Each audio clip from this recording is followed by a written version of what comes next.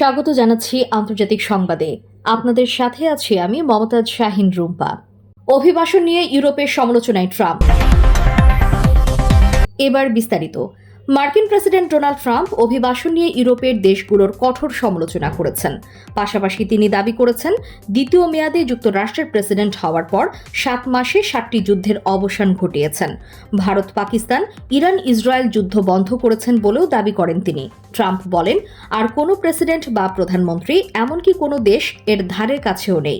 মাত্র 7 মাসে তিনি এটা করেছেন। দুঃখের সুরে তিনি বলেন, জাতিসংঘ এটা করতে পারছে না, তারা কোনো ধরনের সহযোগিতাও করছে না। জাতিসংঘ সাধারণ পরিষদের 80তম অধিবেশনে তিনি এসব কথা বলেন। ওই অধিবেশনে বিশ্ব নেতারা অংশ নিয়েছেন। বক্তব্য দিতে গিয়ে ট্রাম্প দেখেন তার টেলিপ্রম্পটার কাজ করছে না। এই নিয়ে হাস্যরস করে তিনি বলেন, তাহলে যা বলবো তা মন থেকেই বলবো। শুরুতে তিনি দেশের অভ্যন্তরীণ সংকট নিয়ে কথা বলেন।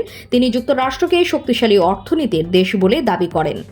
যুক্তরাষ্ট্রের কঠোর সীমান্ত রয়েছে উল্লেখ করে তিনি বলেন, এটা যুক্তরাষ্ট্রের স্বর্ণযুগ। তিনি বলেন, আমাদের দেশে অবৈধ অভিবাসীদের প্রবেশ প্রায় শূন্য। আন্তর্জাতিক অঙ্গনে সর্বশেষ সংবাদ পেতে আমাদের ইউটিউব চ্যানেলটি সাবস্ক্রাইব করে রাখুন। আমাদের সাথে থাকার জন্য আপনাকে অসংখ্য ধন্যবাদ।